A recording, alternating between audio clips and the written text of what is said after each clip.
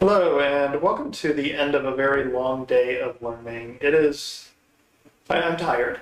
I set out this morning with a goal of learning everything I could about AI and really dug in as a consumer, focusing on what it looks like to be a consumer of AI. In fact, I still have my backlog up on the other screen, so I'll just flash that up there.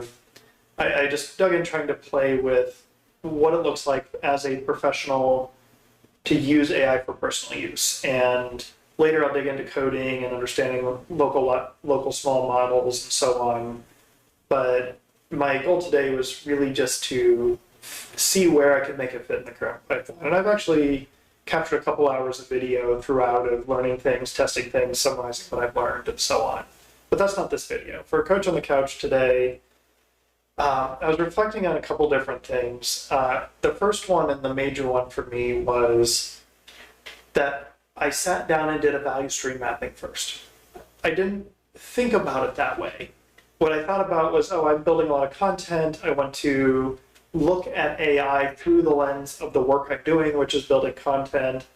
And to do that, I need to understand how I'm using it today and where AI is already showing up in my pipeline, essentially my DevOps pipeline. So it's my value stream, development value stream for creating content, my pipeline.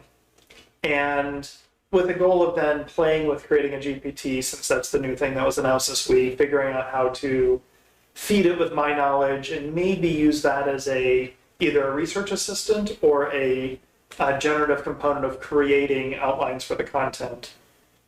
And it's been a good day, don't get me wrong. It's been a great day. I've got a lot of learning. I may even release that video as a playlist and a set of transcripts if people want to follow along and learn from my learning. But the insight I had is the nature of the value stream mapping and how instinctive it was. And really digging into any improvement, whether it's agile transformation, whether it's adopting AI, whether it's big data, whatever it is where you're trying to apply new tools, new techniques, new information, to do that in the context of the value delivery flow you have.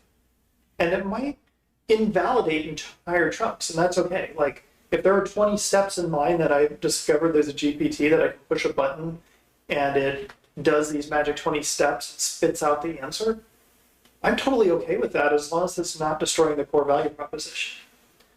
On the other hand, if I do that and it is skipping over the step where I'm adding my unique value and my unique concepts and perspectives, then I've just rendered myself not relevant and made it very clear that what I can do can be replaced by AI, which, building a coaching AI today, there's some interesting self-awareness that I might talk about and unpack tomorrow. The implication, though, is, as a coach, know the value flow, know the chain. What is organizing around value if you don't know the flow of value? So I started with that instinctively. The more I drew it, the more I made it visible, the more powerful it became. And I actually identified a couple significant risks today and a chunk of my local file system that wasn't being backed up properly, so therefore I could have lost all of my videos if something happened to the machine under the desk, and learned a lot about my own workflow. And I see a number of opportunities to tighten up and improve and automate whether I use AI or not. I generated learning and insights. And I also see a number of places where I will continue amplifying AI, being more consistent with it, and integrating it into my workflow. So I set out today as a learning day. I certainly succeeded. I have a number of new things that I've played with, new insights, and going away moment for a coach. Maybe a side observation. Training an AI to coach is a heck of a lot like training a novice coach to coach. The questions, the insights, the jumps back to the preponderance of internet knowledge rather than a curious stance. Its habit of dumping text and making assertions about what is wrong instead of asking clarifying questions. Like many novice coaches, and I'm stereotyping here, but with a point, the ChatGPT says it's taking your advice, says it's going to be more inquisitive, and then continues its old behavior. So I found that amusing. Take it or leave it. Maybe that triggers some self-awareness. Maybe that gives you something to look for as you coach other people. Or maybe it's just amusing. But I hope you have a lovely day, and I'm going to shut my brain off for a little bit now. It's another Coach on the Couch with Eric Wilkie.